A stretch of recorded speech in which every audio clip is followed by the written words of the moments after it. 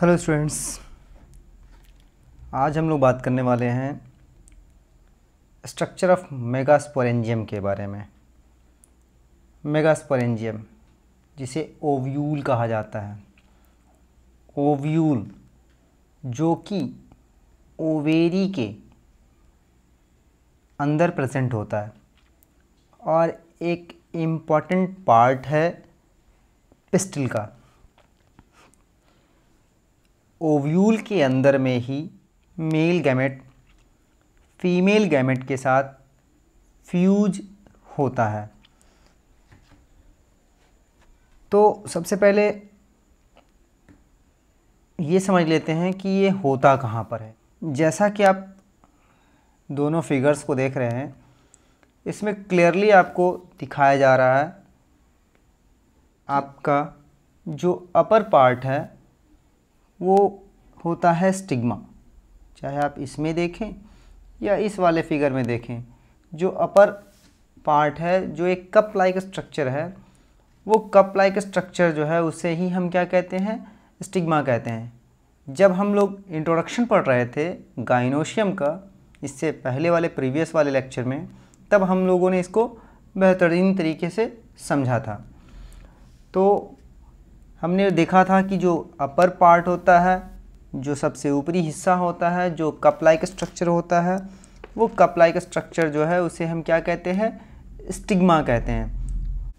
Stigma के नीचे जो एक सिलेंड्रिकल स्टॉक होता है, उस सिलेंड्रिकल स्टॉक को हम क्या कहते हैं, स्टाइल कहते हैं। यहाँ पे आप देखिए लिखा हुआ, यहाँ आपको शो कर रहा है स्टाइल कहाँ से कहाँ तक है, यहाँ से लेकर के यहाँ तक को हम क्या कहते हैं, स्टाइल कहते हैं।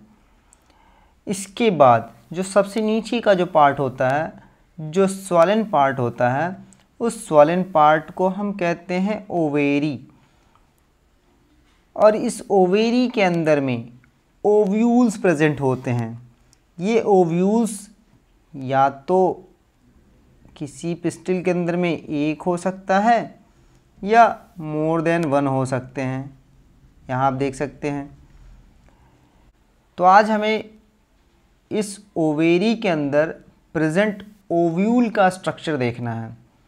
इस ओव्यूल को मैंने पहले ही बताया, इसे ओव्यूल के साथ साथ हम इसे मेगास्पोरेंजियम भी कहते हैं। यानी कि हम कह सकते हैं कि बायोलॉजिकली इसे मेगास्पोरेंजियम भी कहा जाता है और इसे ओव्यूल भी कहा जाता है। अगर हिंदी में मैं बात करूं तो हिंदी में इसे बीजांड या फिर गुरु बीजाणुधानी कहा जाता है। आपको याद होगा जब आप मेल गैमेटोफाइट पढ़ रहे थे तो मेल गैमेट का फॉर्मेशन जहां हो रहा था तो उस जगह को हमने क्या कहा था, माइक्रोस्पोरेंजियम कहा था, क्योंकि वहां पर जो स्पोर्स बन रहे थे वो माइक्रोस्पोर्स बन रहे थे। मगर यहाँ पर जो स्पोर्स बन रहे हैं या बनेंगे वो मेगा बनेंगे, या कह सकते हैं कि उनका जो साइज़ है, आकार है, वो उससे बड़ा होगा। इसीलिए इसे मेगास्पोरेंजियम या गुरु बीजाणुधानी कहते हैं। तो आइए हम अपने लेक्चर को आगे बढ़ाते हैं। तो हम आगे लेक्चर को समझने से पहले सबसे पहले हम जो है ओव्यूल को समझ लेते हैं कि ओव्यूल का स्ट्रक्चर कैसा होता है। उसके बाद मैं उसको डिटेल से फिर आपको डिफाइन करते जाऊँगा। बट मैं पहले आपको चाह रहा हूँ कि मैं आपको ओव्यूल को जो है पहले समझाने की कोशिश कर लूँ। क्यों? क्योंकि जो बुक में जो आपका दिया हुआ है ओव्यूल के बारे में, उसका जो भी उसका जो है डिटेल्स दिया हुआ है वो बाहर से अंदर की ओर दिया हुआ है, लेकिन मैं चाहता हूँ कि आप अंदर से उसको बाहर की ओर समझ लें ताकि आपको समझने में थोड़ी आसानी हो। यहाँ पर देखिए आपके पास एक ओव्यूल का स्ट्रक्चर है। उस ओव्यूल के स्ट्रक्चर में बेसिकली जो है उसके अंदर कौन कौन से पार्ट्स होते हैं ये आप देख सकते हैं। ये देखिए इसके अंदर में सबसे पहले अंदर एक स्ट्रक्चर है। इस स्ट्रक्चर को हम क्या कहते हैं, एम्ब्रायोसेक कहते हैं। देखिए मैं इसको जो है अभी लाइनिंग करता हूँ, आप इससे समझेंगे। सबसे पहले एक अंदर स्ट्रक्चर होता है, थैलीनुमा स्ट्रक्चर होता है। इसको हम क्या कहते हैं, इसको हम कहते हैं एम्ब्रायोसेक। एम्ब्रायोसेक बिल्कुल इनर पार्ट होता है, या कह सकते हैं ये एम्ब्रायोसेक को हम क्या कहते हैं, यहीं पर जो है फॉर्मेशन होता है, इग का फॉर्मेशन होता है, मेगास्पोर का फॉर्मेशन होता है। ये सबसे इनर पार्ट होता है, इनर मोस्ट पार्ट होता है। अब इसको एक मास ऑफ सेल का कवर इसके चारों तरफ होता है जो कि उसको न्यूट्रिशन पहुंचाता है। इसको हम क्या कहते हैं? न्यूसेलस कहते हैं। ये देखिए, ये आपका ये जो हिस्सा है जिसको मैं अभी कलर कर रहा हूँ, ये जो है ये इस तरह से इसके चारों तरफ एक लेयर होती है मास ऑफ सेल की। इसको हम क्या कहते हैं? न्यूसेलस कहते हैं। अगर हिंदी में मैं बात करूं तो ये जो एम्ब्रायोसेक है इसे हम भ्रूण कहते हैं, भ्रूण कोश।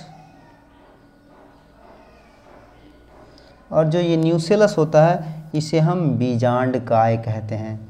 इसे हम क्या कहते हैं? बीजांडकाय कहते हैं।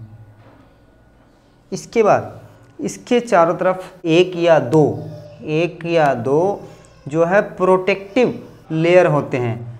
इनको हम इंटेग्यूमेंट्स कहते हैं। किसी किसी में एक, लेकिन मोस्टली में ये 2 होते हैं।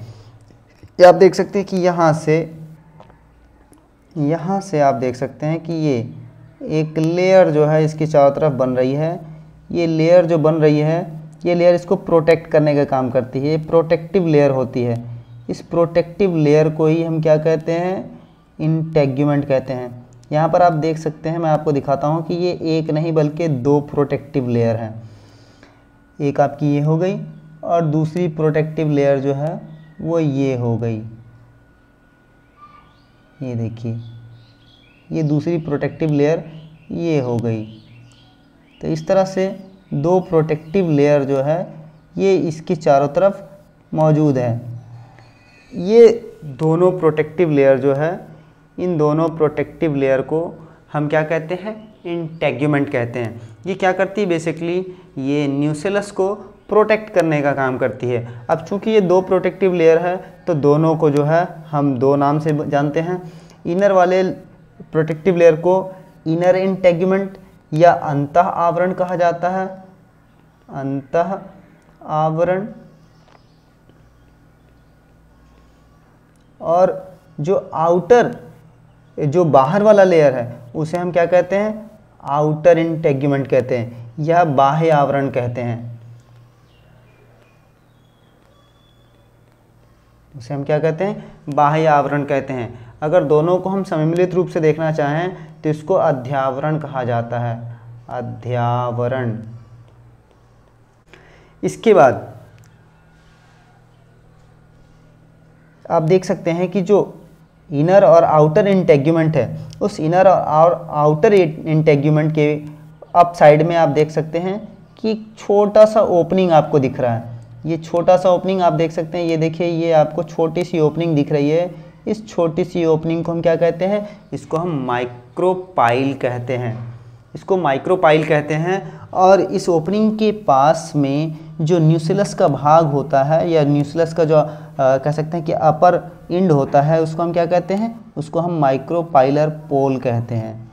इसको हम क्या कहते हैं? माइक्रोपाइलर पोल कहते हैं। अगर हिंदी में मैं बात करूं तो इसको हम क्या कहते हैं? बीजांड द्वार कहते हैं। माइक्रोपाइल को बीजांड द्वार, जबकि इस माइक्रोपाइलर पोल को हम बीजांड द्वारी सिरा कहते हैं। बीजांड द्वारी सिरा कहते हैं। इसके बाद आप देख सकते हैं कि ये आपका जो ओव्यूल है, ये ओव्यूल का स्ट्रक्चर कंप्लीट हो गया। ये आपका ओव्यूल है, मगर ये ओव्यूल जो है ये फ्रीली तो रहता नहीं है, ये ओवेरी के अंदर रहता है। मगर ओवेरी के कहीं ना कहीं उसका जो आप कह सकते हैं कि जो बॉडी है उस बॉडी से अटैच होती है। तो उस बॉडी से अटैच होने के लिए इसमें एक स्टॉक लाइक स्ट्रक्चर होता है। उस स्टॉक लाइक स्ट्रक्चर को हम क्या कहते हैं? फ्यूनिकल कहते हैं। अगर पिछले जो मैं आपको दिखाया था, जो स्टार्टिंग मैंने किया टॉपिक को, तो उसमें मैंने आपको जो एक पूरे का पूरा पिस्टल दिखाया, उस पिस्टल के अंदर में मैंने आपको जो है अंदर में ओव्यूल दिखाया। उस ओव्यूल में आपको मैंने दिखाया कि नीचे से एक जो है सिलेंड्रिकल स्ट्रक्चर है। उस सिलेंड्रिकल स्ट्रक्चर को हम क्या कहते हैं? फ्यूनिकल कहते हैं। उस सिलेंड्रिकल स्ट्रक्चर को हम फ्यूनिकल कहते हैं। ये देखिए, ये आपको मैं कलर कर देता हूँ। ये जो है ये इस स्ट्रक्चर को ये आगे जा कर के यहाँ पर जो है ये प्लेसेंटा होता है, प्लेसेंटा के साथ अटैच्ड होता है। तो कह सकते हैं कि वो स्ट्रक्चर जो प्लेसेंटा और ओव्यूल को आपस में अटैच करता है उसे हम क्या कहते हैं, फ्यूनिकल कहते हैं। उसे हम क्या कहते हैं, फ्यूनिकल, फ्यूनिकल या बीजांड वृंत कहते हैं, फ्यूनिकल या बीजांड वृंत कहते हैं। अब सीधी सी बात है कि कोई ना कोई ऐसा प्लेस होता है या रीजन होता है जहाँ पर ये फ्यूनिकल जो है वो ओव्यूल के साथ जो है अटैच होता है, या कह सकते हैं कि ओव्यूल के साथ फ्यूज होता है। तो जिस जगह पर ये ओव्यूल के साथ फ्यूज होता है उस पोर्शन को हाइलम कहा जाता है। आप देख सकते हैं कि ये आपका फ्यूनिकल हो गया, और ये फ्यूनिकल जो है यहाँ पर आकर के, यहाँ पर ये देखिए आप, यहाँ पर आकर के ओव्यूल के साथ अटैच हो रहा है, और बैक साइड में ये यहाँ पर प्लेसेंटा के साथ अटैच हो रहा है। तो इस तरह से ये स्टॉक जो है, फ्यूनिकल जो है वो आपके ओव्यूल में, जहाँ पर आकर के फ्यूज होता है ओव्यूल के साथ, उस जगह को हाइलम कहते हैं हम। उस जगह को हम क्या कहते हैं, हाइलम कहते हैं। अब सबसे इम्पॉर्टेंट बात कि जहाँ पर माइक्रोपाइल होता है उसके जस्ट अपोजिट में जो बेसल पार्ट होता है, उस बेसल पार्ट को हम चलाजल पोल या फिर निभागी सिरा कहते हैं।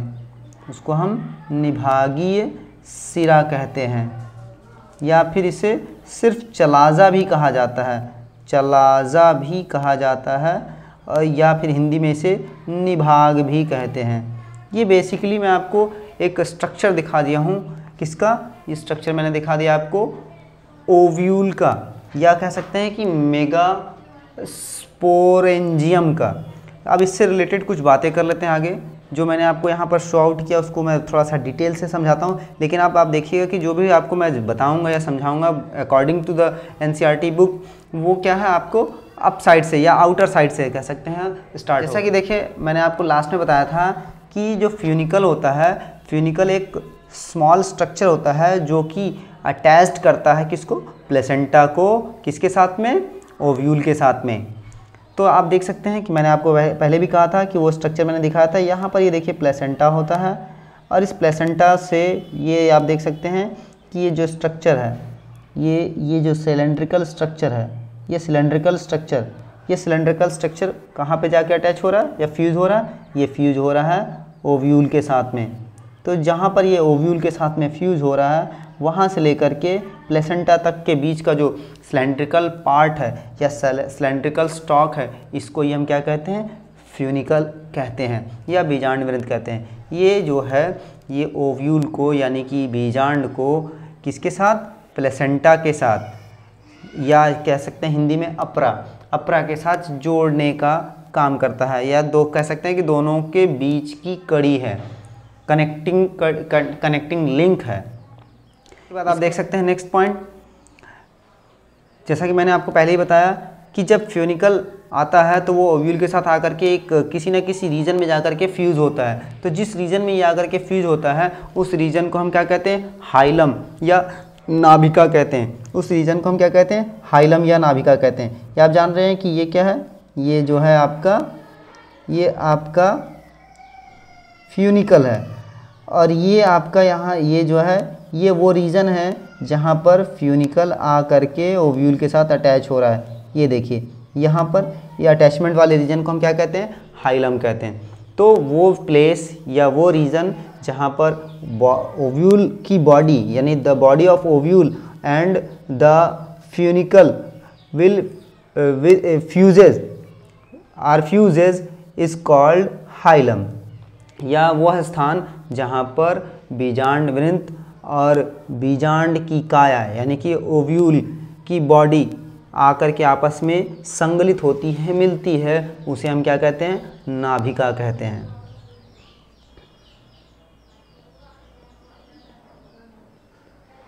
जैसा कि मैं आपको पहले ही बता चुका हूँ कि जितने भी ओव्यूल होते हैं, हर ओव्यूल के अंदर में एक या दो प्रोटेक्टिव एनवलप होते हैं, और उन प्रोटेक्टिव एनवलप्स को हम क्या कहते हैं, इंटेगुमेंट्स या बीजांडकाय कहते हैं। और वो किसको प्रोटेक्ट करता है, वो स्पेशली प्रोटेक्ट करता है न्यूसेलस को।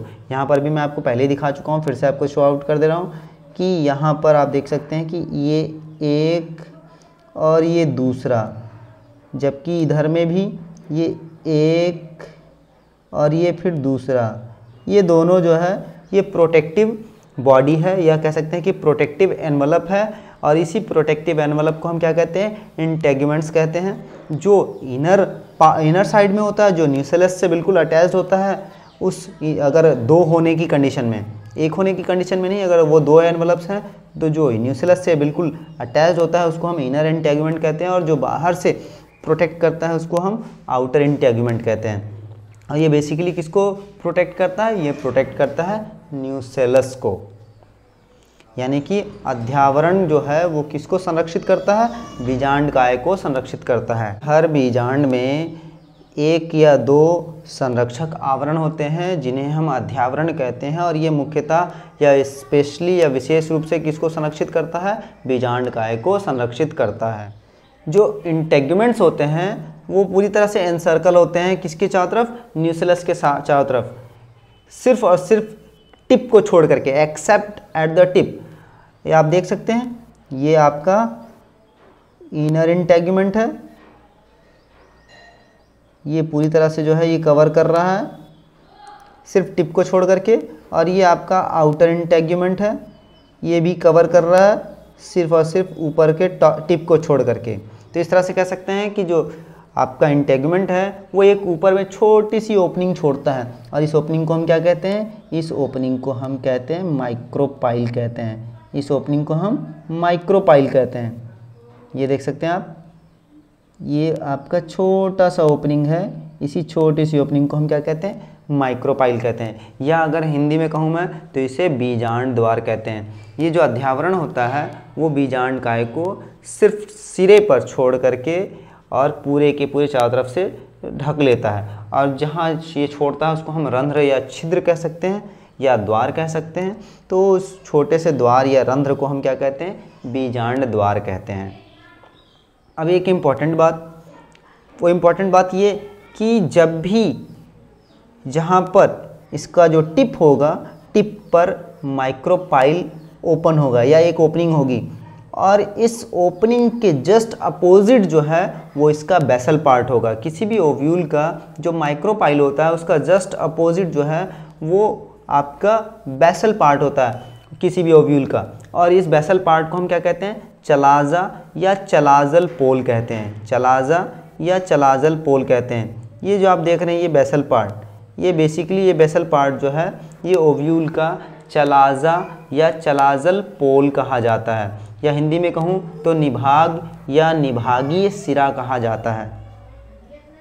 देखिए आगे देखते हैं, आगे कहता है कि जो ओव्यूल या मेगास्पोरेंजियम होता है वो अपने पास में एक mass of thin walled nutritive parenchymatous cell रखता है। क्या कह सकते हैं कि इसके अंदर सेंटर में या बीच में, जो जैसे से हम बीच की ओर जाते हैं तो भीतर में इसके पास एक मास होता है सेल का, जो कि न्यूट्रिटिव सेल होते हैं और वो थिन वॉल्ड होते हैं। ये कैसे सेल होते हैं, ये पैरेन्काइमेटस सेल होते हैं।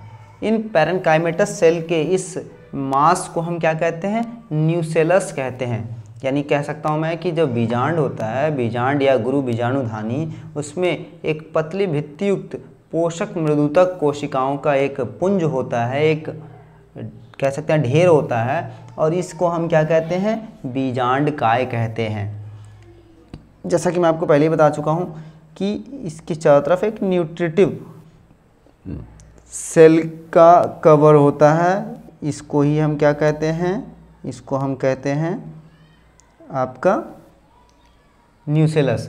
न्यूसेलस जो होता है वो एम्ब्रायोसैक को एक तरह से न्यूट्रिएंट्स प्रोवाइड कराने का काम करता है, या न्यूट्रिएंट प्रोवाइडर होता है। और इसकी एक विशेषता ये होती है कि इसके अंदर में रिजर्व फूड जो है वो बहुत ज़्यादा मात्रा में मौजूद होता है। इसी से रिलेटेड एक इम्पॉर्टेंट पॉइंट मैं जब आपको बोल के जा चुका हूँ, फिर दोबारा यहाँ पर लिख ले रहा हूँ। Cells of the nucellus have abundant reserve food material.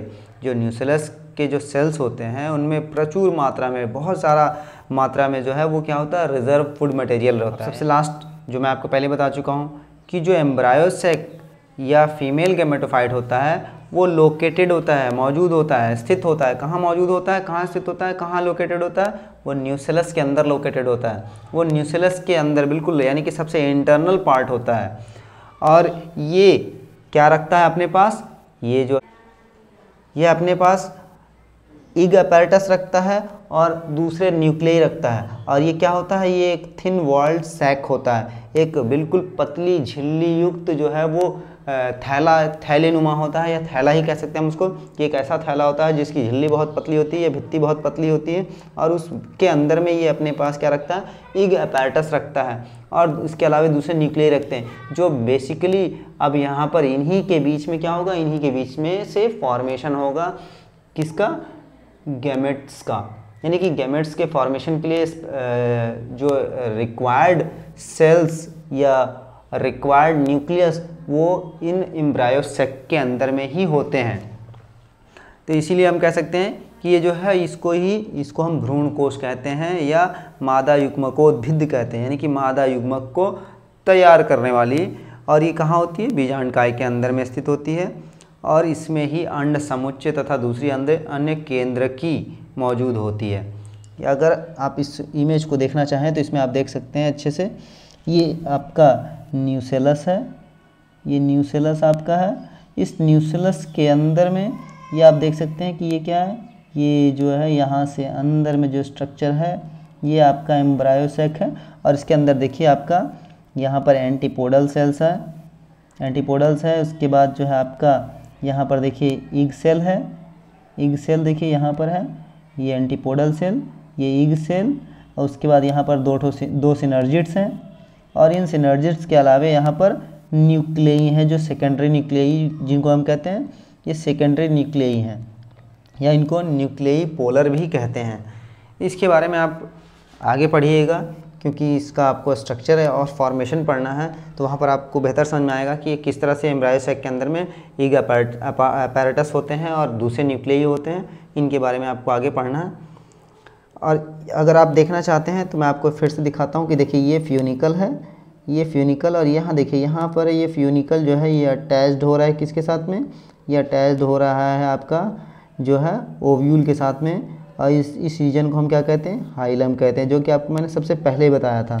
लेकिन चूंकि यहाँ पर इस फिगर में थोड़ा सा ज़्यादा आपको क्लियर समझ में आ रहा है, इसलिए मैं आपको दोबारा इसको एक बार बता दे रहा हूँ। सबसे इम्पॉर्टेंट बात कि किसी भी ओव्यूल के अंदर में कितने एम्ब्रायो सैक होते हैं। तो जनरली जो है आमतौर पर किसी भी एम्ब्रायो सैक के किसी भी ओव्यूल के अंदर में एक ही एम्ब्रायो सैक होता है। किसी स्पेसीज़ में जो है वो embryo sac more than one होते हैं, बट वो बहुत रेयर कंडीशन होता है। जनरली जो है आमतौर पर जो एम्ब्रायो सैक होता है किसी भी ओव्यूल के अंदर में वो एक ही होता है, या कह सकते हैं कि एंजियोस्पर्म के अंदर में जो भी एम्ब्रायो सैक होता है वो मोस्ट जनरली एक ही होता है। और उस एम्ब्रायो सैक का फॉर्मेशन किससे होता है, मेगास्पोर से होता है। उस एम्ब्रायो सैक का फॉर्मेशन जो है वो मेगास्पोर से होता है। अब ये मेगास्पोर होता कहाँ पे है, ये मेगास्पोर जो है वो माइक्रोपाइलर एंड पे जो न्यूसेलस होता है वहाँ पर एक बड़ा सा सेल होता है, इसे ही हम क्या कहते हैं, मेगास्पोर मदर सेल कहते हैं। आप आगे समझिएगा इसको, मेगास्पोर मदर सेल। उसी मेगास्पोर मदर सेल में जो है आगे कह सकते हैं कि एक प्रोसेस होता है, उस प्रोसेस के थ्रू जो है आपका एम्ब्रायो सैक का फॉर्मेशन होता है। अब एक लास्ट पॉइंट, ये लास्ट पॉइंट जो है वो ओव्यूल के अरेंजमेंट से रिलेटेड है। जो आपका फ्यूनिकल है वो फ्यूनिकल जो है वो ओव्यूल के साथ कई अलग अलग टाइप से जो है वो अटैच होता है। तो उसके अकॉर्डिंग यहाँ पर आपके सामने मैंने उसके जो है टाइप्स बताए हैं। जब माइक्रोपाइलर एंड जो है वो बिल्कुल अपोजिट माइक्रोपाइलर एंड के बिल्कुल अपोजिट साइड में आकर के फ्यूनिकल अटैच्ड होता है या फ्यूज होता है, तो उस कंडीशन को हम आर्थोट्रोपस कहते हैं। लेकिन जैसा कि अभी हमने जो इमेज देखा, जो फिगर देखा, क्योंकि वो एनाट्रोपस था जिसमें आपके जिसमें आपके जो माइक्रोपाइलर एंड है उसी साइड से आकर के फ्यूनिकल जो है वो अटैच होता है ओव्यूल के साथ में, तो उसे हम एनाट्रोपस कहते हैं। उसके बाद कई बार जो है वो आपके माइक्रोपाइलर एंड के साइड से आकर के जो है वो फ्यूनिकल अटैच्ड होता है, तो इस कंडीशन को हम क्या कहते हैं, हेमिट्रोपस कहते हैं। कभी कभी जो माइक्रोपाइल होता है उसका जो एंगल होता है वो थोड़ा सा झुका हुआ होता है फ्यूनिकल की तरफ। तो इस कंडीशन को हम कैम्पिलोट्रोपस कहते हैं। उसके बाद एक एम्फीट्रोपस होता है और एक लास्ट जो होता है वो सर्किनोट्रोपस होता है। सर्किनोट्रोपस में जो फ्यूनिकल होता है वो थोड़ा सा कह सकते हैं कि एक्स्ट्रा लॉन्ग होता है और ये पूरा एक सर्कल पूरा कर करके और आपका जो माइक्रोपाइलर है उसको कवर करता हुआ आकर के अटैच्ड होता है आपके ओव्यूल के साथ में।